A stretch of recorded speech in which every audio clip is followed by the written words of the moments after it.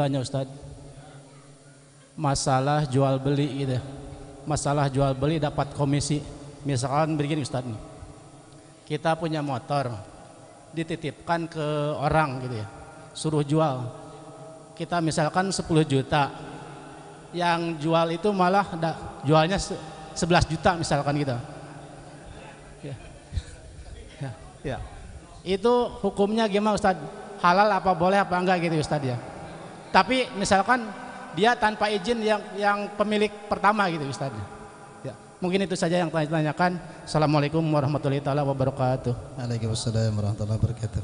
Baik, ini berarti bab muamalah ya. Kalau kita bila bicara jual beli, maka kalau bicara jual beli berarti ada penjual ada pembeli. Kalau itu sifatnya langsung.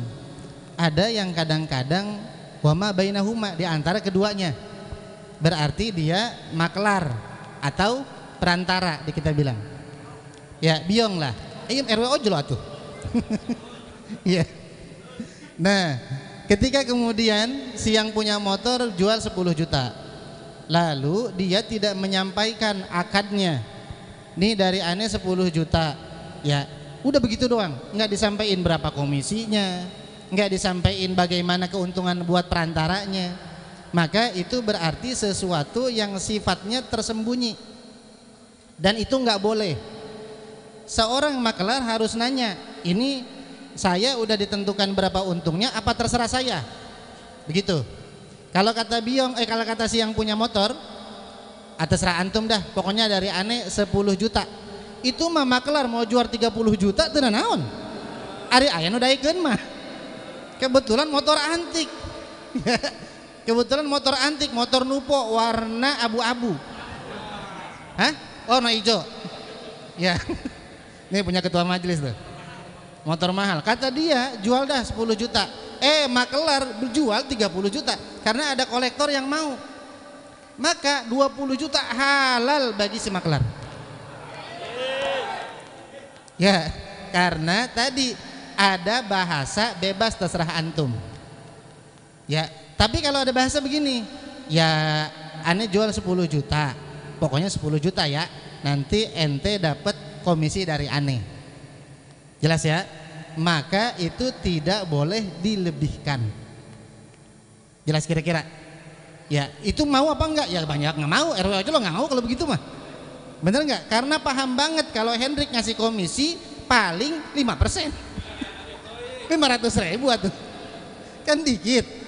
Ya, maka tadi yang perlu dipertegas adalah akadnya antara pembeli dengan penjual wa ma bainahuma, atau dengan perantara di tengah-tengah itu harus diperjelas.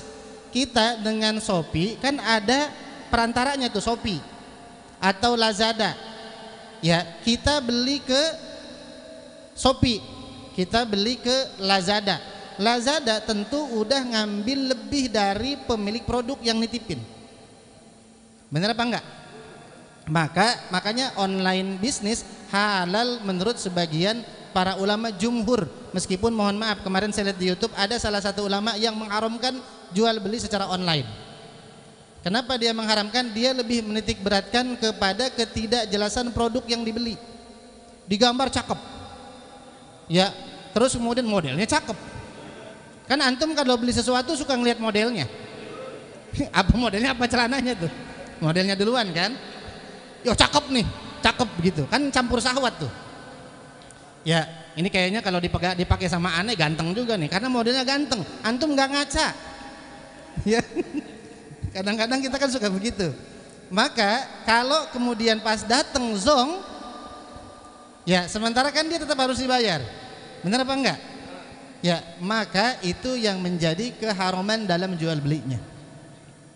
Nah, itu versinya beliau.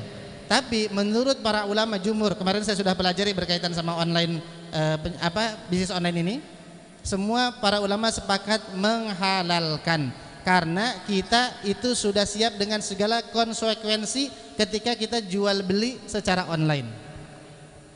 Gitu, tentu semua kita berharap baik kan, tapi kadang-kadang kan pas jong, ya itu ya udah mau gimana lagi kan, maka kita terima. Wallahu a'lam bishawab. Lagi?